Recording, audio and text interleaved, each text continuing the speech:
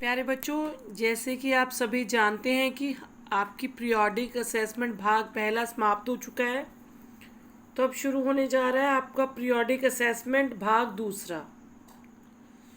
इसके अंतर्गत जो पाठ्यक्रम है उसमें आपका पहला अध्याय आता है खेल दिवस। इसको अंग्रेजी में कहा जाता है स्पोर्ट्स डे।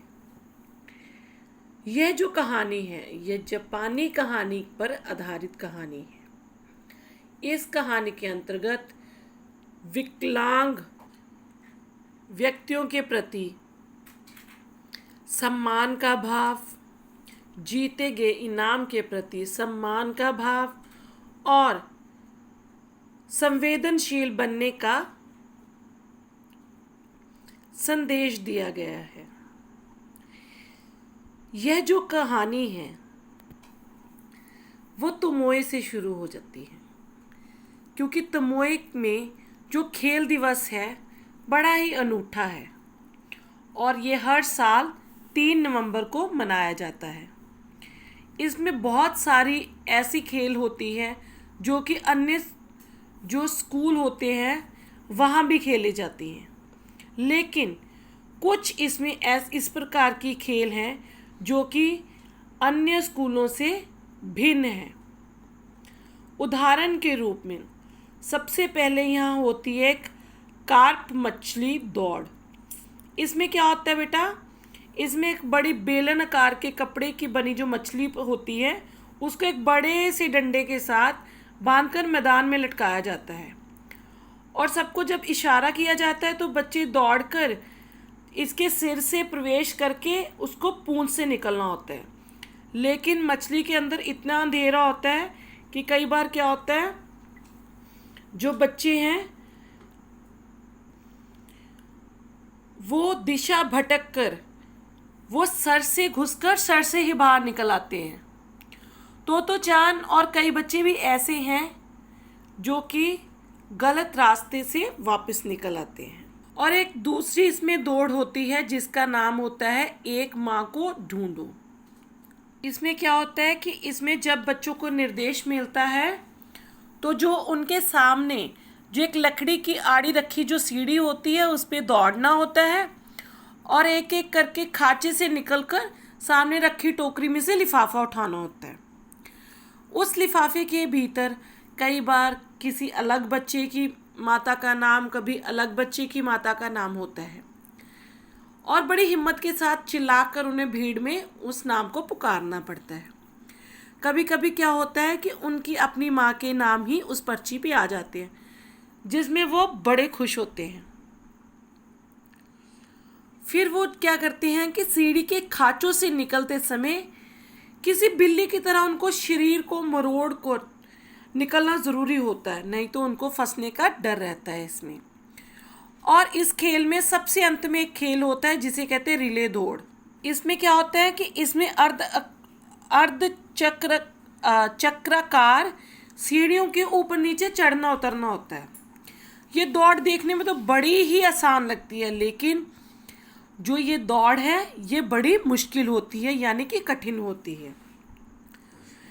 इसमें जो पास पास बनी जो छोटी छोटी जो सीढ़ियाँ होती हैं उसमें पैर रखना होता है। इस पर हर सीढ़ी पर पाँव रखना होता है और किसी को भी जो सीढ़ी होती है उसको छोड़ने की इजाज़त किसी को नहीं होती। और इस खेल में एक बहुत ही विचित्र घटना घटती है। वो घटना ये होती है कि जो एक ताकाशाही बच्चा है उसके नन्हे नन्हे छोटे छोटे पैर हैं, या कह लीजिए वो बौना है, वो हर दौड़ में प्रथम आ रहा है। तो सारे बच्चे मिलकर एक उनको हराने की कोशिश करते हैं, लेकिन वो फिर भी जीत जाता है और वो बड़ा ही खुश होता है क्योंकि उसे इनाम मिलता है। और उस इनाम में जो होते हैं उसको मिलते हैं 2 कंद और 1 प्याज। उसके मन में एक विचार आता है कि उसको जो ट्रेन में लेकर जाना, यानी कि रेल में लेकर जाना, उसके लिए शर्म की बात होगी। तो इस आयोजन में क्या होता है कि सबको जो है सब्जियां होती हैं वो ही उनको मिलती हैं प्राइज़, यानी कि इनाम के रूप में।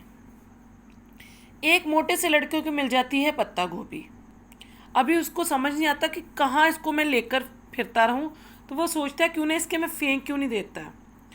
और जो उनके हेडमास्टर यानी कि जो इनके प्रिंसिपल होते हैं वो ये बात सुन लेते हैं।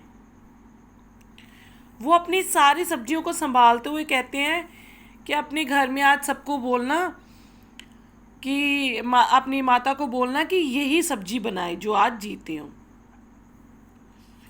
तो ये जब बात सुनते हैं तो जो तोताचैन होता है वो कहता है कि मैं तो अपनी माँ को कहूँगा कि आज मसालेदार कंद ही बनाए। दूसरे सब बच्चे जो होते हैं वो भी यही सोचना शुरू कर देते हैं कि आज घर में क्या क्या बनाए। जो हेडमास्टर थे वो जो ज़्यादा उनकी सोच लगी हुई थी वो ताकाशाही की ओर लगी हुई थी, जिसके घर में आज जो जो मेज़ है उनके उसके द्वारा जीते गए इनामों से भरा पड़ा था।